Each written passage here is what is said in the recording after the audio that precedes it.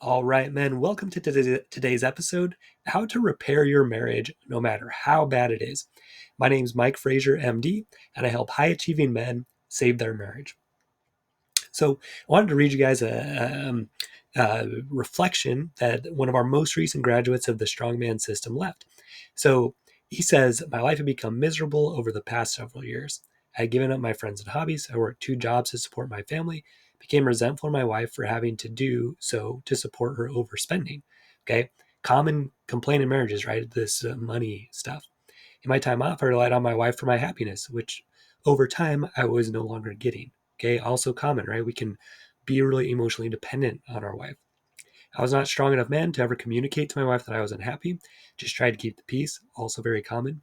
Since taking the program, I've found renewed self-worth and confidence, changed my way of thinking, and learned how to manage my emotions. Awesome. That's what you learn, right? I've raised my fitness level and am in better shape than ever before. This guy really went like crazy. He got super strong through the program. Um, I've raised my fit. I've learned how to listen. Excuse me, I'm kind of sick. Learn how to listen to understand and effectively communicate. Big time point of the program, become more trustworthy, and my wife has since taken responsibility for overspending, which has allowed me to cut back on working my second job so much. Awesome. After learning I was not responsible for her happiness nor her mind, I have since reconnected with friends I hadn't been able to spend much time with over the past several years, and have started doing the things I love again, like playing sports, fishing, getting out on my motorcycle with friends, etc. I'm feeling joy in my life again, something I haven't felt for quite some time. Guys, this is what the program's all about. Reconnecting with that passion, that joy, and that's so much more attractive to your wife, right? When you're feeling better about yourself. Okay. Though my marriage is still not saved or perfect, right? I feel the relationship between my wife and I is much better. Awesome. That's just in 30 days, guys. I know that I have become much stronger in body, mind, and spirit. Still have work to do and will continue strengthening these areas for the rest of my life. Exactly. This is a process, guys. I'm becoming a strong man that I want to be, a great choice for my wife, and a strong role model to my kids. Thanks, Dr. Mike. Love it. Love reading this kind of thing. This is why I do what I do. And I love seeing you guys like catch this and have these great results. So, come join us in the strongman system if you want to get those same kind of results. So we're talking about repairing your marriage no matter how bad it is. So I wanted to compare your marriage to a car and kind of what needs to be there for the car to work. So I want to tell you about my first car. So my first car, it was a orange pickup truck. It was, so I got it, it was like 20 years old already when I got it. Some girls that I used to drive around in there, they named it Crusher. So it's orange, like Orange Crush. Um, a lot of really fun memories in this car, right? We put a couch in the back of it. We drive that couch around, take it out at games, take it out at lunch.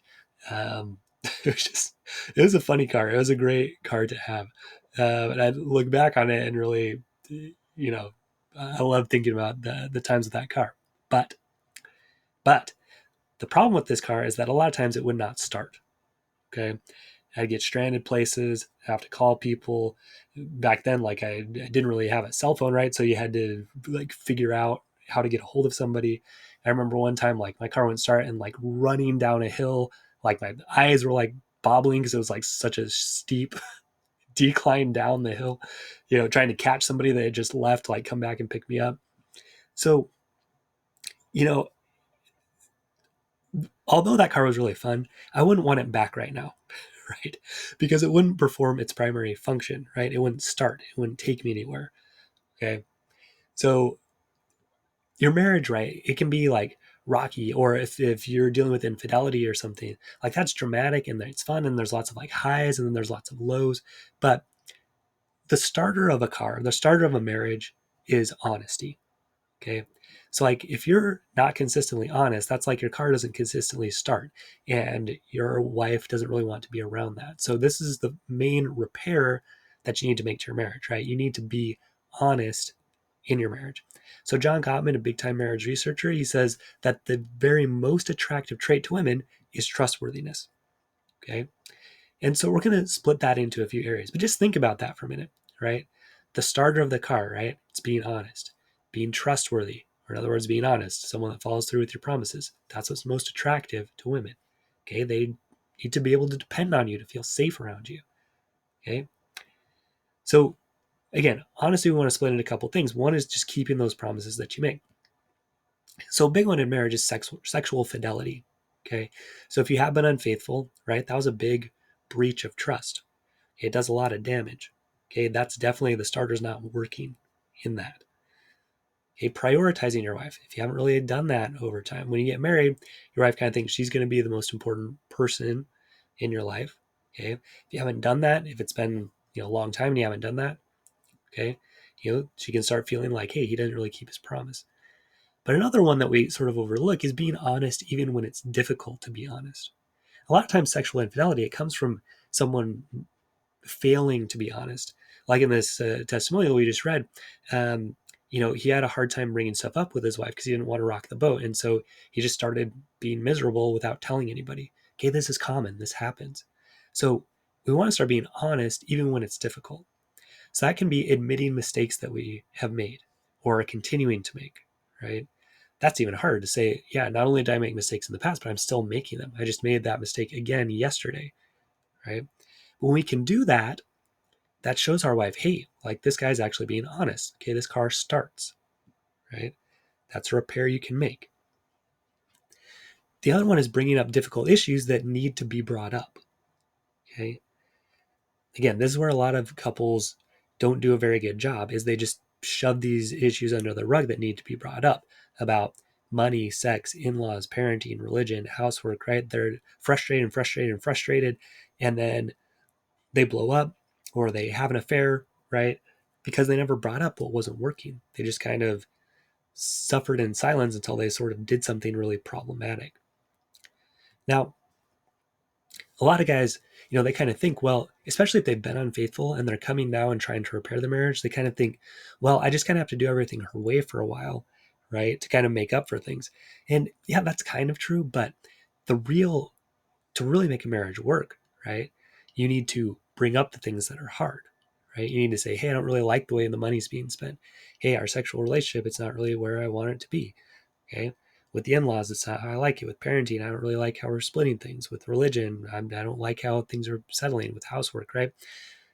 So it's counterintuitive, but when you bring up these difficult issues, okay, now your wife might say stuff like, well, you don't get a voice anymore. You can't really say, because of what you did to me, you don't really have a say in this anymore. You can say, I understand you're hurt. I absolutely did hurt you by what I did. But if we're going to have a good relationship going forward, whether we're married or not, like we need to be able to talk about these hard things and we need to be able to get to things that work for both of us. Okay. So it's counterintuitive. But when you bring up these things, your wife starts to trust you. She starts to see this car does start up, right? Okay. And that's more attractive to her because she says, if he's willing to be honest about mistakes he's made, if he's willing to be honest about what's not working, even when he knows I won't like it, and he's doing it in a mature way, not a baby way, not a immature way. Okay. She starts thinking, this guy, he's attractive, right? He's honest. He can be trusted, and that's attractive. Okay. It also provides mental, emotional safety for your wife because she says, okay, yeah, this guy, he's going to follow through with what he says. He's going to bring stuff up with me. He's not just going to hide it and then explode. Okay. All right. So honesty, trustworthiness, right? That's the starter. So communication is the next thing. We're going to call that the transmission. Okay. So you can be honest in your marriage, but still not go anywhere. Okay. Your car can start, but then not drive anywhere. Like you can honestly complain about everything your wife does, right? And you're being honest, but you're not going anywhere, not going anywhere positive anyway. Okay, this is a repair you need to make. You need to repair your marriage this way. Okay, another way you can be honest, right, but not go anywhere is you can understand her and even apologize, right? You can say, oh yeah, I can understand why, you think that way or why you believe that way or why you want to live, have the kids raised that way. And then say, but I think it's stupid, right? Now that it might be honest, you might think it's kind of stupid, but you need to understand it first, right? You understand where she's coming from. Okay. And anytime you use the word but, you're kind of erasing whatever you said before, right? Especially with an apology. I was just working with a guy today where we went through a conversation that he had with his wife. This is a super valuable thing to do. If you can look back on your conversations and say, okay, like where did I go wrong?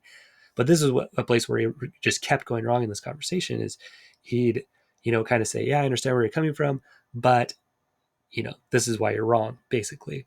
Or, yeah, I'm sorry I did that, but here's why I did it. Okay. My kids have called me out about this, where I'll apologize to them, but then say, but you were acting this way, and that's why I did that. Kind of cancels out your apology. So again, it's being honest, but it's being honest that you are immature. Okay. And so it's not that attractive. So most couples are going to tell me, communication, it's their main issue. Um, but most people don't really understand what that means. They think it just means being honest, right? Complaining about everything, or just like bringing up your side of things all the time. What they don't get is like the first part of communication is listening to understand. And most people are not very good at that. They haven't practiced it. Okay. I get to practice that a lot with my work, right? And it kind of hit and miss with my own family. I need to work on it more there. But that's the first part, is really understanding clearly. And you want to get good at that. Manage your own emotions enough to really deeply understand another person, see where they're coming from. If you're trying to understand with money, okay, like how do you really feel about that? Put yourself in their shoes. Okay, the second part then is expressing yourself clearly. Some people aren't very good at this either. They'll just start getting really upset and agitated, and then they start saying all kinds of crazy things, right? They can't do it in a mature way. So, an easy method to both understand and express yourself is, I like to use this acronym. So, the situation, the thought, and then the feeling. So, what happened, what you thought about that, and then how you felt about that. So, this gives you a good way to understand what's going on with your wife and also to express yourself more clearly. So, like today, I didn't feel very well, so my wife took the kids out, and that was really nice of her. I really appreciated that. So the situation was, my wife took the kids out. My thought was, hey, that was really kind of you. My feeling was grateful, and so I expressed that to her, right? And it's easy to do when it's something positive, although sometimes we avoid doing that because we're being babies, right? We're being immature. Um, but it was a good thing for me to do, to express that to her. If she's feeling sick, right, I can think to myself, okay, she's feeling sick, she's probably thinking, she's maybe thinking like, she's not productive as she'd like to be, she's not getting stuff done, she's probably feeling, first of all, sick, kind of hurting, but also feeling, um, maybe overwhelmed or like anxious, or she's got a lot to do. So it's just a really powerful way to try to understand and also to express yourself. When it's something more of a conflict, right? So the situation is how much money to spend on a house remodel, right? And okay, so the situation is, we want to remodel the house. My wife says she wants to spend $50,000 on the remodel. Okay. Instead of jumping straight to your thoughts, which is like, that's too much, we don't need it, right? That's your thoughts. You want to try to understand her thoughts. Okay. So she maybe thinks, okay, well, she's in the house all the time. She really wants it to look beautiful. She wants it to have her friends here. Having that investment probably makes her feel secure and happy and like she's a priority. Okay. So when you really try to understand her side of it, you start there, right? And it doesn't mean you agree with it. It just means you try to understand it. Okay. So that's communication, right?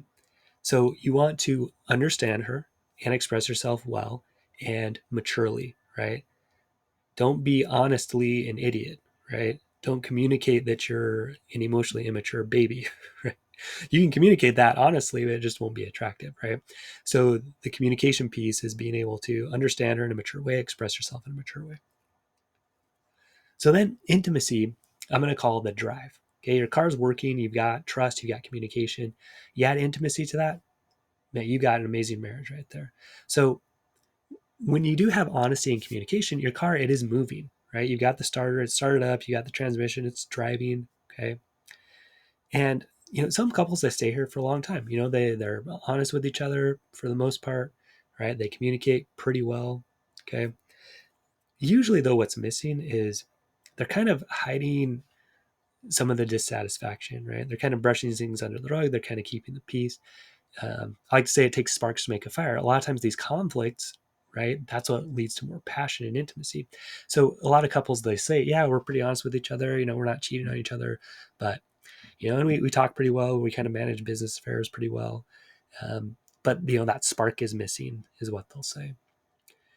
Intimacy, that's the enjoyment of marriage. That's where you say, man, I love being married, It's the drive. Like what I'm picturing in my mind is like, we live close to the beach. So like driving down the beach and just like watching the sunset, and, the windows are down. You're just looking at each other and laughing and having a great time. That's the drive. That's what you want. So what that is, it's where you have this spiritual, mental, emotional, and sexual connection, right? Okay. You're best friends, right? You understand each other's hopes, dreams, and fears. You talk to each other about what's going on. You understand each other. Okay. You also add that fun, that laughter, that play, that flirting, right? That sexual connection. So you're best friends and you're intimate lovers. Okay, now you've got it, right? This is the marriage that we all want. So that's one part of intimacy, right? That deep connection, understanding each other at that deep level. Okay, reintroducing that fun and intimacy. The other part of intimacy is getting to wins for both of you. Okay, this is what we're talking about. It takes communication to understand what a win is for both of you. And then intimacy is when you can find it, right? And live it. So you get to those wins for both of you: money, sex, in laws, parenting, religion, housework. Okay, you get to that place where, yeah, this works for me and it works for you, right? It doesn't only work for me, it doesn't only work for you. One of you doesn't feel like you're sacrificing all the time. You both feel like, hey, like this is fair. I like how this is working, right?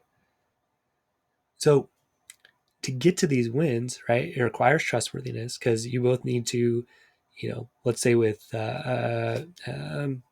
housework, right? So you have to be able to trust each other to follow through with what you say you're going to do. So it's a win for both of you. You need good communication, right? So you can explain to each other what's a win for both of you. And then you just do it, right? And so that's intimacy, right? Where you find these agreements that really feel good to both of you in the important things. So, when you can get here, right? You've got trust for each other. You know you're going to have each other's backs. You've got communication. You can express things to each other. You can understand each other. You feel understood. Then you've got intimacy. You feel like you're both winning in the marriage. You add in that fun, flirting, sexual component. You really understand each other at that deep level. Guys, yeah, you're driving down that beach. You are in that car. It's repaired. It's working great. And you're just loving life. Okay. This is where you can get to. And this is what it takes to repair a marriage, no matter how bad it is. It's these three things: it's trust, communication, and intimacy.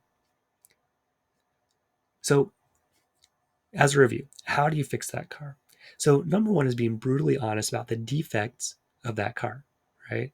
Owning up to the mistakes you've made. Some of the guys I work with, they've been unfaithful, but they don't tell their wife all the details until like into the therapy. Okay, please don't do that. Just be honest about the defects. And then you go to work to start fixing them, right? You don't just say, oh yeah, this car's messed up and you should still stay married to me. No, you go about trying to fix them. Okay. You also be honest about what's not working for you in the marriage. This is what some people miss, right? They think, well, I have to be honest, like own to my mistakes, but then just kind of shut my mouth when I feel like something's not working. Okay. You have to be honest about what's not working in your marriage as well. And all of that builds trust. Okay. Your wife can see, hey, like this guy's trustworthy. So then you want to be able to listen maturely, right? Understand where wife's coming from at a deep level, and then express yourself. Use that STF. Okay, what happened? What'd she think? How'd she feel about it? Okay, that's the core of communication, right? Understanding her, expressing yourself. And then you bring back in that fun, flirting passion. You share your hopes, dreams, and fears with each other. Because these first two, right, they build that safety part. And now we can add in fun, flirting, passion, getting that spiritual, mental, emotional connection, and adding in that sexual connection, right? And on top of that, getting to wins for both of you in the marriage, right? Things that work for both of you. That's intimacy, guys. That's what you're going for. At that point, your car is fixed. You're cruising down the beach or in the mountains, wherever, whatever picture you relate to better as, the perfect drive together with your wife, that nice romantic just journey together where you both feel like, man, I love being with this person. I love the connection we have. You can get there. Okay. And you're going to learn all these skills if you come in and you join the strongman system. I'd love to walk you through how to rebuild trust, how to be really great at communication. Like I did with one of the gentlemen today, to look through very specific communication times with your wife and say, okay, like here's the issues. Okay, here's what we could have done better. Okay, this is where the rubber meets the road, right? Where your wife actually sees, is this guy changing or not? Okay, so I'd love to have you in the strongman system. Visit MikeFrazierMD.com and come join us. If you want to join right now, just click work with me up top. If you want to go through a free training first that kind of runs you through some of the common mistakes guys make and get a little bit more information about the program, you can do that first. We'd love to have you, and you're going to learn some amazing things, and it's going to be great. All right, man. So stay strong, and we will see you next episode.